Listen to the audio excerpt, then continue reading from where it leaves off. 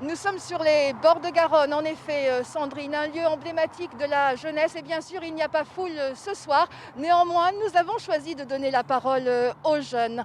Bonsoir, Bertie. Vous avez 22 ans, vous vivez en colocation. Avez-vous l'impression, comme 85% des jeunes Français, d'être une génération sacrifiée, comme les aînés? Alors oui, bien sûr, c'est évident qu'on se sent sacrifié parce qu'on est la première génération en fait étudiante à devoir vivre complètement cloisonnée. On a nos cours en distanciel et tous les lieux dans lesquels on avait l'habitude de se regrouper sont fermés.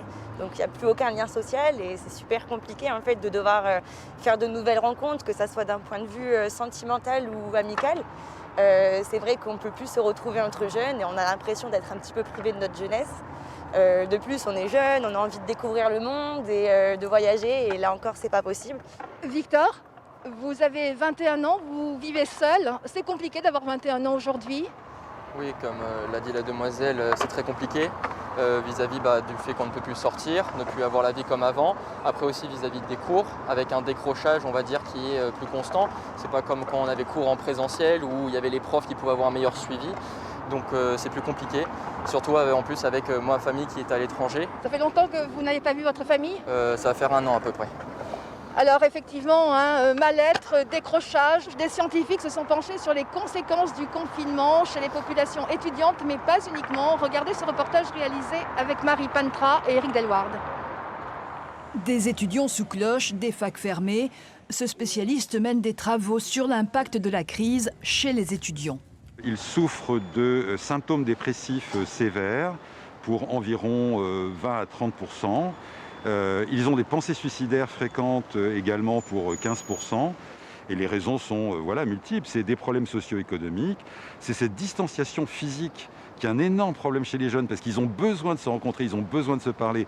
Ça fait partie de la construction de leur personnalité. Conséquence sur le campus, des outils dédiés ont été déployés. Une plateforme de première ligne où on vient déposer, dire ce qui ne va pas. Et c'est extrêmement important de pouvoir aller dire ce qui ne va pas. Une seconde ligne, c'est-à-dire des consultations avec des spécialistes, des médecins, des psychiatres et des infirmiers. Et puis des ateliers de gestion du stress où là on peut s'inscrire en ligne, c'est en visio, donc il n'y a pas besoin de venir.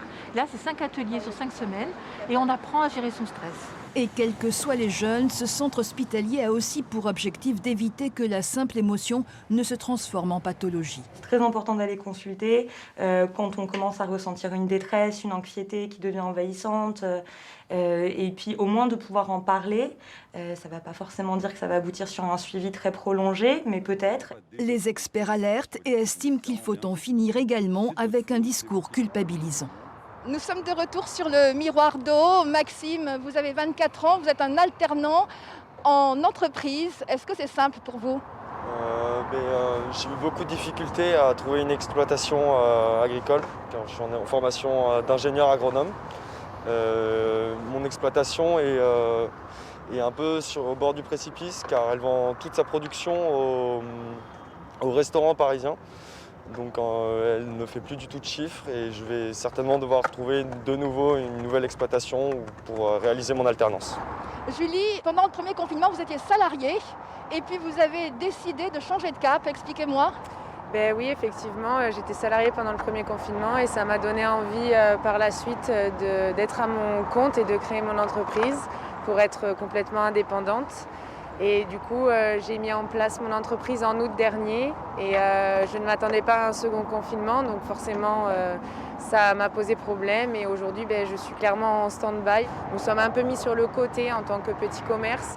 Florian, pour vous, on pourrait dire finalement que tout va bien. Vous avez un CDI, vous avez un salaire, mais il y a quand même des freins à votre sérénité. Alors oui, effectivement, j'ai la chance d'avoir un travail en CDI, du coup je me pose pas trop de questions au niveau du financier.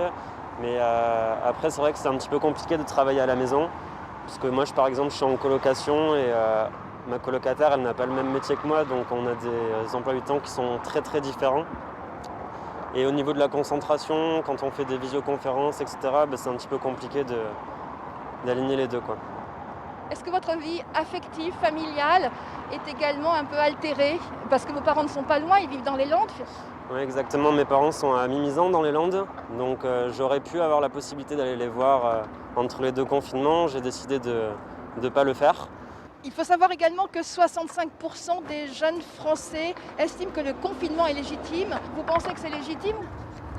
Oui, je pense que c'est légitime puisque c'est le seul moyen qu'on a trouvé actuellement pour limiter la propagation du virus. Donc le confinement est bien sûr justifié.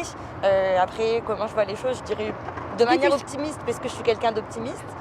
Mais à voir comment ça peut évoluer parce qu'on en a encore pour longtemps et c'est usant pour le moral de tous. Vous dites légitime, oui. On vous a beaucoup stigmatisé. Vous avez l'impression que vous avez été un petit peu visé. On a souvent été accusés d'être les vecteurs principaux en fait, de la propagation du virus et c'est un petit peu difficile à percevoir pour certains d'entre nous parce qu'on n'est pas tous dans le même panier et la plupart du temps on fait très attention. Maxime ? Je ne pense pas qu'un confinement aussi coercitif soit légitime, mais après tout ce qui est en lien avec les mesures sanitaires, oui bien sûr. Et pour ce qui est de l'avenir, je pense qu'on est dans une grande période d'incertitude et dans tous les cas il faut garder espoir et voir la lumière au bout du tunnel. Merci infiniment à tous les 5. Sandrine, ce que l'on peut dire, c'est que la vie d'avant pour les jeunes, ce n'est pas encore pour tout de suite.